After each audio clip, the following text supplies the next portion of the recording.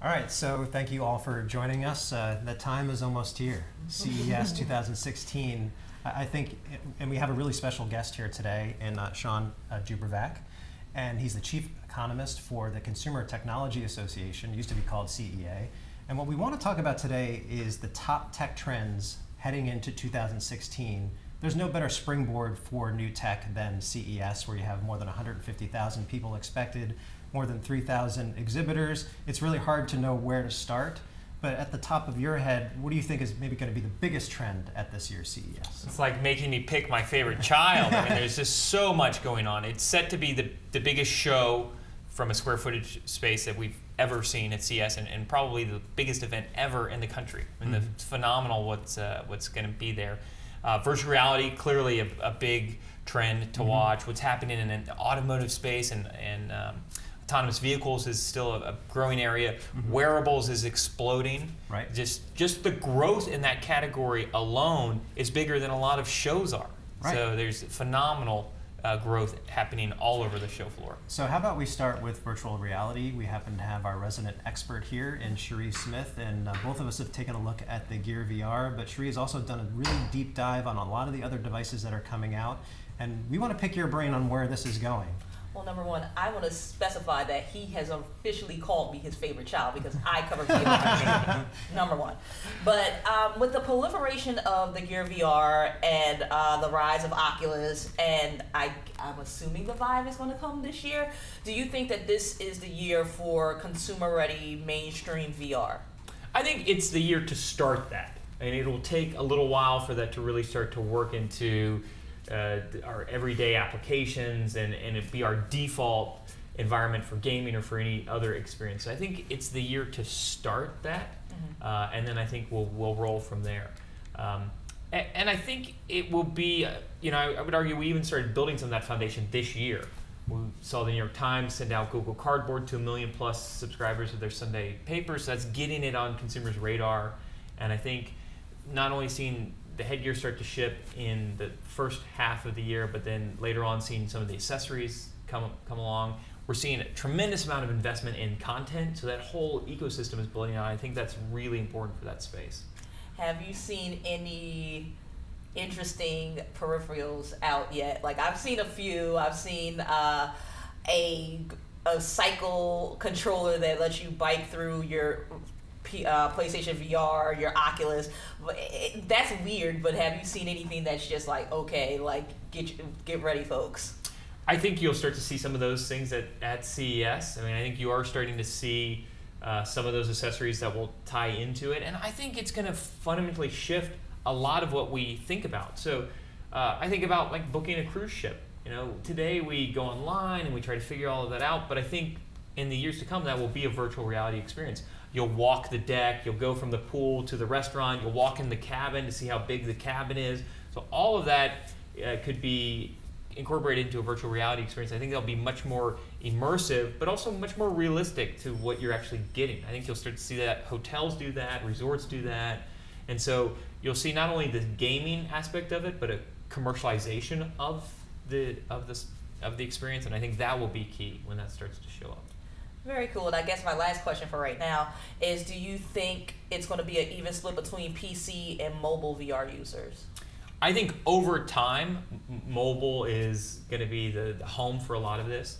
I think early on, certainly given the requirements to create a really robust VR experience, a lot of that will be showing up in PC environment. We're 2.5 years away from presumably the next game console environment, so you could even start to envision that the next iteration of the game console will be driven in part by, if not completely driven by, a VR experience. And you could, so I think that's something to watch for in the years to come as well. So, yeah, well, I was just going to say, VR is just one type of wearable device that's out there, and it remains to be seen how many people want to be seen with wearing a headset. I think it's a good thing that it's a private experience, but the wearable device market is much bigger than that. And there's a huge presence at CES for all different types of companies that are doing smartwatches and fitness devices and that sort of thing. Where do you see that going? We actually have a couple people here in Mike Prospero and Sherlyn Lowe, and they cover it from different angles. Mike is all about the fitness, And Sherlyn has been covering a lot of the smartwatches. Where do you see the market going? I think there's a tremendous amount of fragmentation right now because we're driving connectivity, ultimately the internet, into all of these different facets of our life. And I think that's the much bigger, broader kind of philosophical question is, where should the internet be? Where does it make sense to put the internet? And when we drive the internet to these places, what's the use case scenario? What's the user experience? So we still spend a lot of time talking about this smartwatch and what are the specs and what's the design look like. But more broadly, the question we're asking is, what does the internet mean when we put it on the wrist? And what type of experience are we empowering with that? And I think if you look at CES from that perspective of, does the internet make sense here? And if so, what's the use case scenario? Right. Then you start to see a broadening of applications. Now, Sherlyn in particular, you've gotten some crazy pitches so far, the types of products that might be shown at CES. People what are some strange. So you're like, where should the internet go? Some people were like, inside my body, because there's this pitch I got. They're like, ingestible is the new wearable. That's literally the title of the pitch. And I'm like, so you eat something now, it's a pill, and it will monitor your body temperature. So like, does this make sense? And is this going to like take off? Because aren't there like people regulating things like this that are spending so much time inside or on your body? Like, do you guys pay attention to that before you let someone show at CES? Do you take into consideration those things?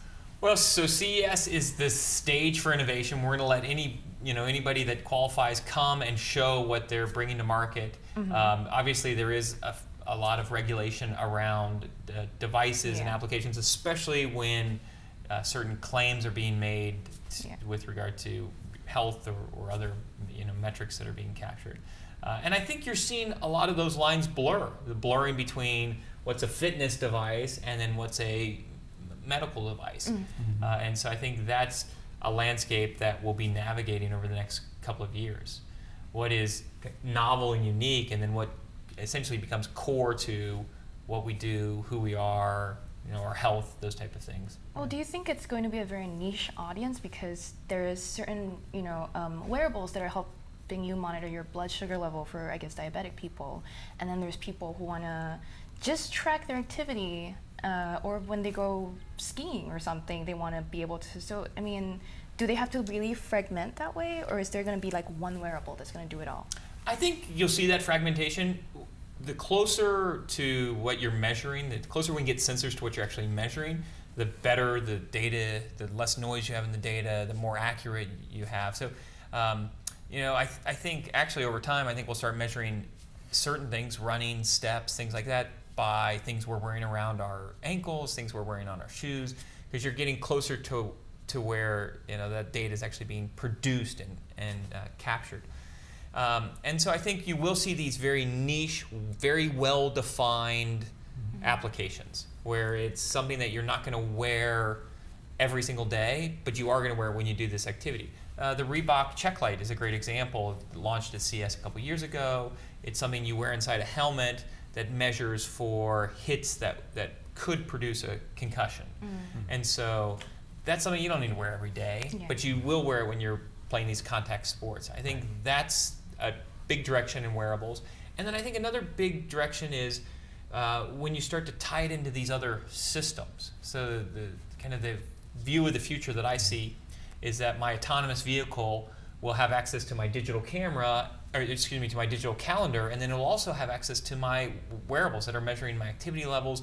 It'll know my goals. So we tend today to think narrowly that our autonomous vehicle will drop us off right where we want to be dropped off. But it might be a much more dynamic experience where it says, hey, Shawn, we see that you've got a goal to walk 5,000 steps today. We're looking at your calendar, and we don't think you're going to hit that goal. So we're going to leave a little early, and we're going to drop you off 8 blocks from your appointment. And we're going to ensure that you hit these goals. And so start to take all of these different data sets collectively to paint a much more holistic picture of the individual. I can see those arguments taking place with your car. No, I'm actually feeling lazy today. That's right. If it checks the weather, and it's raining outside, then maybe I'll stay in.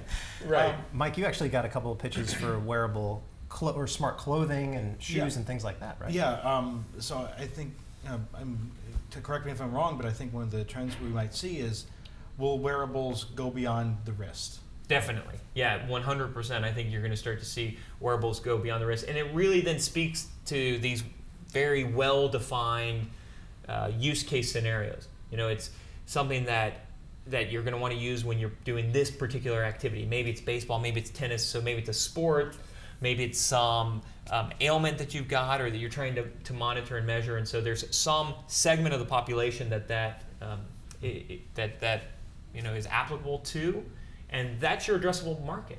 I think we so often think of addressable markets as 100%, every household, every individual, but it's not. In many of these cases, it'll be a much more niche application, and in those environments, moving beyond the wrist makes all the sense in the world. Now, Sheree, from your perspective, I was just going to ask, you wear jewelry, but not tech on your wrist or anywhere else. What would change your mind? I mean, I like classic looking things, so in terms of a watch, listen, in terms of a watch, I want it to look like a watch. I see that. It's cute. This is a tech thing too. Yeah, I know it is. It's cute. If I had to choose right now, I'd probably go with that Fossil watch that Mike reviewed. It looks like a watch, even though I'm not fond of that little band that Android Wear does on the bottom. But still, it looks very nice. And I wear headphones. That's my tech. That's my wearable That's tech. your wearable. It counts, right? And there's a lot of things that people are doing with headphones too. Like some of them are biometric, some of them are Absolutely. for fitness. But I'm a fan of gorgeous wearables. I think that there's a split in the wearables industry, and correct me if I'm wrong, but some of them are really focusing on the stylish looks and stuff like that. And even the Fitbit can be dressed up, like we did that story. But it's really hard because some people, you just can't squeeze the right tech into a good-looking thing these days. Like this just vibrates. I don't need a vibrating finger. Well, so I think that's starting to change, and 2016 CS could be a key piece of that, because when we started the wearable movement, if you will, if we call it a movement, it was taking components that had gotten inexpensive because they were being deployed in billions of smartphones, and we started to put them into other form factors. Right. And so we were taking off-the-shelf products, essentially components, and putting them into these other form factors. And so we were limited by and restricted by what we already had available to us. But as economies to scale start to develop in the wearable space, then you really can start to focus on components that are designed for that in-use environment and can be designed to create a more beautiful look. So you can start to have the best of both worlds, something that looks great and also measures what you want it to measure. But I think to a certain degree, like today's smartwatches are multi-purpose devices. They're almost like shrunken down smartphones, and maybe that's part of the reason why they haven't taken off, is because they don't have the focus of something like a fitness tracker. I mean, I don't know what you guys think, but maybe that's part of the issue, is like people don't know why they would replace their phone with something that is basically a shrunken down version of what they already have. And I guess my other question too would be, with this increasing specialization of fitness and wearable devices, do you see a company like Fitbit losing its dominance in the marketplace? So speaking to the first question, I think one of the things that happens with innovation broadly and technology specifically is that we take what we know and we try to apply it into new places. So when we took the internet from the PC, from the computing environment to the mobile phone environment, we integrated it in the way we understood the internet at that point, which was browser. And you think back to 05, 06, when we were driving into the smartphone era, it was all around the browser. There were browser wars. It was focused on the browser. Even the original iPhone commercials in 07 were, look at the internet, it's the full internet. Look at browsing the internet on your phone. What we realized, and it would take another 9 or 10 months, was we want just bits of the internet. We want them delivered in a very quick, meaningful way, and so that introduced us to apps. Yep.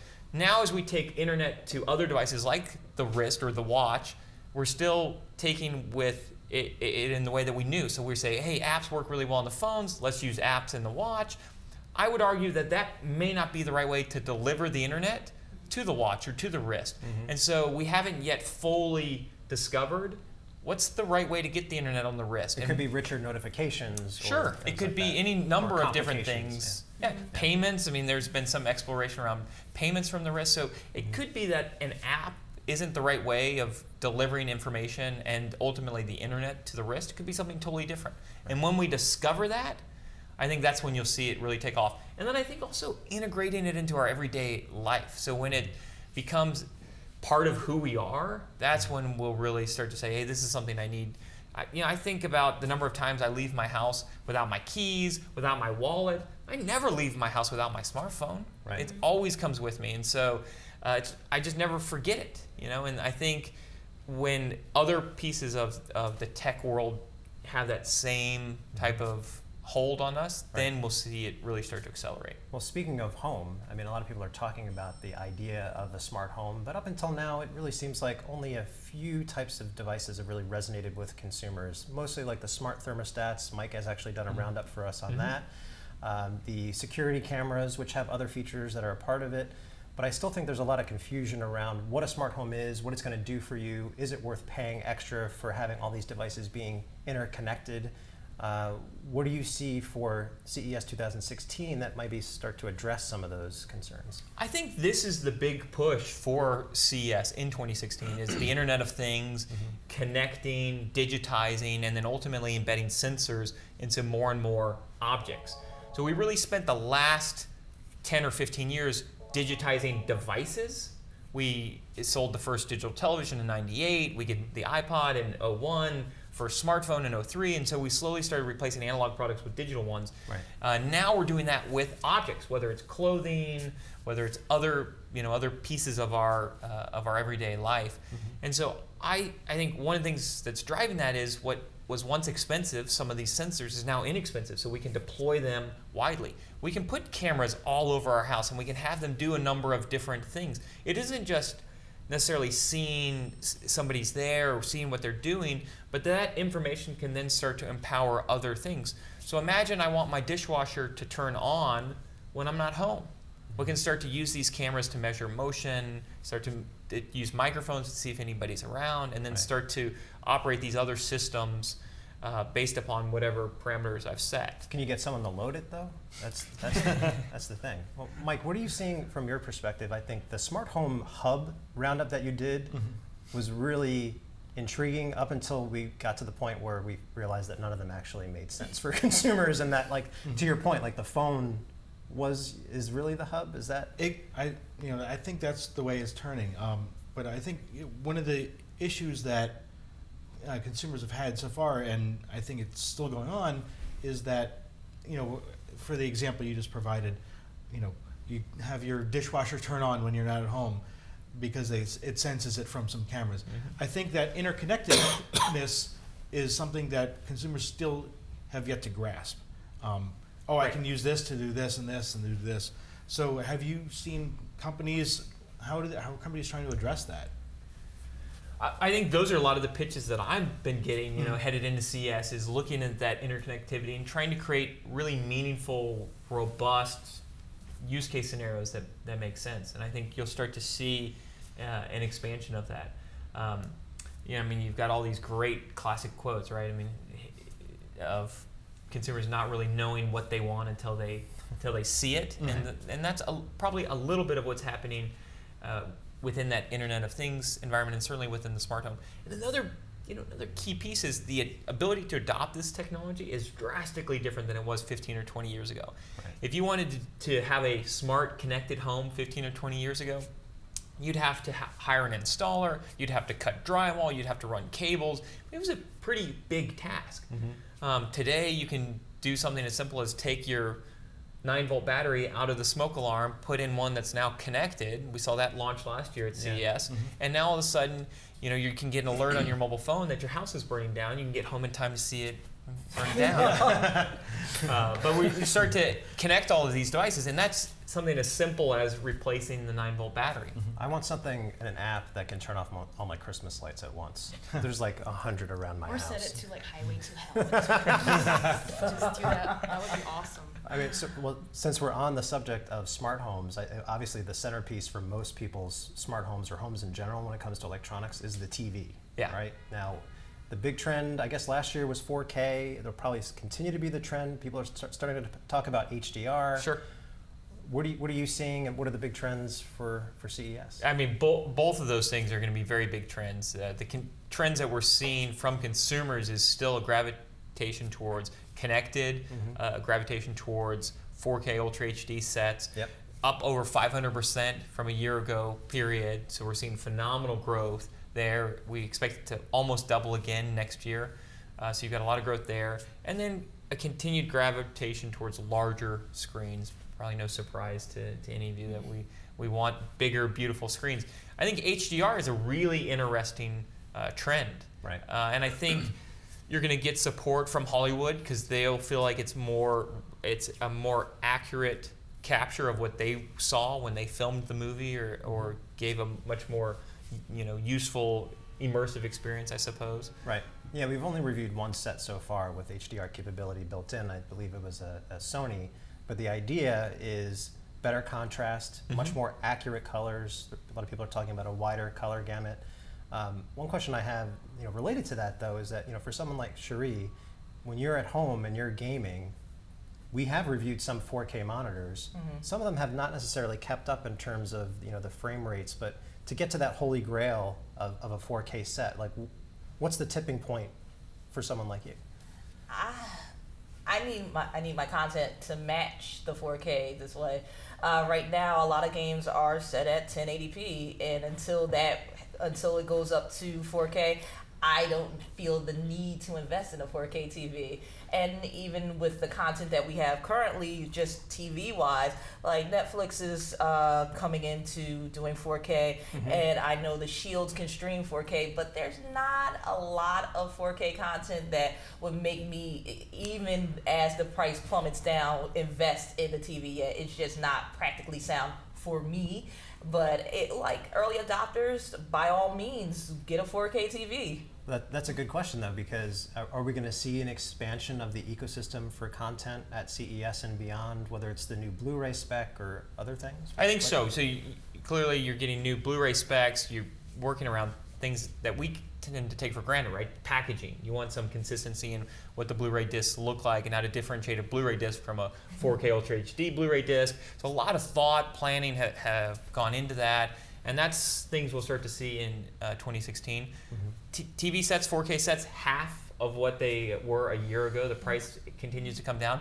Wasn't that long ago that these were only 84 inches and above. They were $25,000. Right. That was only 3 or 4 years ago. And so now, they're selling on average for about $1,100. You're starting to see manufacturers even phase out some of their 1080p sets over certain screen sizes. I think moving more fully towards 4K Ultra HD sets. I think all of that momentum is there as we enter into CES and then to 2016. One of the categories that also has a ton of momentum right now is drones. And even if you take a look at our real-time traffic, Best Drones is consistently at the top, surprisingly so, beating out a lot of other categories. I know Sherlyn wouldn't mind probably hooking up some of the selfies, the selfie phones that you're testing right now. At for the last that. CES, you guys even showed a selfie-taking drone, and then there's called a Nixie. It's ungodly. And then there's one that we recently heard about that will detect your smile and follow you around. Stalker cam. Yeah, basically the dream product for stalkers. I love it. I mean, I would love having my personal paparazzi around. For narcissists, I guess. For narcissists like me. But I think that drones interest people. Like a lot of my friends were super interested in setting up their own drones, creating that camera, dock or something to just take that aerial footage because it's just so gorgeous. Right. To see you from up there. So, but what's going to be new for 2016 then? And I'm also curious whether or not you think there might be a backlash or confusion among consumers about the fact that you will have to register your drone with the FAA if it's over a certain weight. So I think there is massive confusion there, and there will be confusion for the consumers. And I think anytime there's a lack of clarity in public policy, that can stymie innovation, can stymie uptake of the technology. So I think that's something policymakers clearly need to be cautious of when they're looking at it, especially in a very new category like this. And so I think at CES you'll see a continued expansion of that drone category. We focus so much on aerial drones, but obviously you could see that the toy piece of it continuing to expand as Yep. we digitize other toys and incorporate controls and other things like that. So I think you'll see an expansion there. And in past CESs, we've had awesome introductions of new products and new devices that fit within that space broadly. Yeah. This is not a category that I see, at least initially, that's going to have massive uptake where 80% of households own them. It'll be something that's very attractive to a segment of the population, and they'll look at it. As you mentioned, the video footage is incredible. So Right. you get just phenomenal video footage from it. And it's good for Star Wars fans because we just reviewed the Millennium Falcon drone. Yeah. Just because we needed one more product that was tied in, to the mean, movie franchise. I like drones in the fact that they can be tied into VR. I have a few pitches that you'll have drones that you can use to create your own VR experience. So I'm really excited to see that.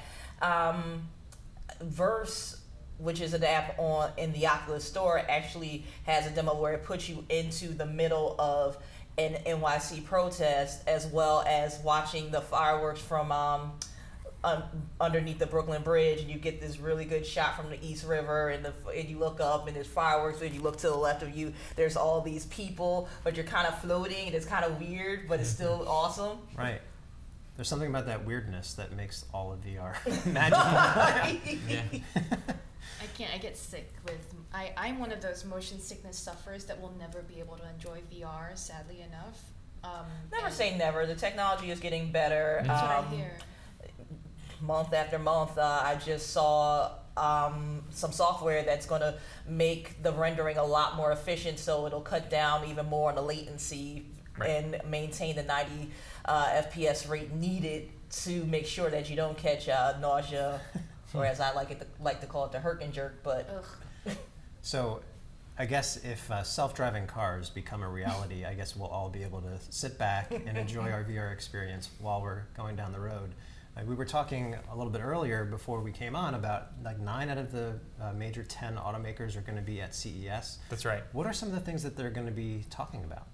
I think everything is in flux in that. Obviously, autonomous vehicles, we're continuing to drive towards that. Many of the manufacturers are suggesting by 2020 we'll start to see those become available to consumers. And so we're not that far away from that. That's just right around the corner when you think about it. That we'll be able to think about autonomous vehicles. Already the feature sets are starting to show up, and you see a lot of that in today's automotive experience, whether it's adaptive cruise control, lane assist, park assist. All of these features are now autonomous in many ways. So you'll see, I think, a continued focus on that. You'll see a continued focus on the broader connected car experience, and then that in-car experience fundamentally shifts when you start to have autonomous vehicles. You don't need to sit in seats. You don't need to, wear seat belts. Technically, you don't need to have a steering wheel. I mean, all of this, the interior of that vehicle can fundamentally change in an autonomous vehicle setting, and so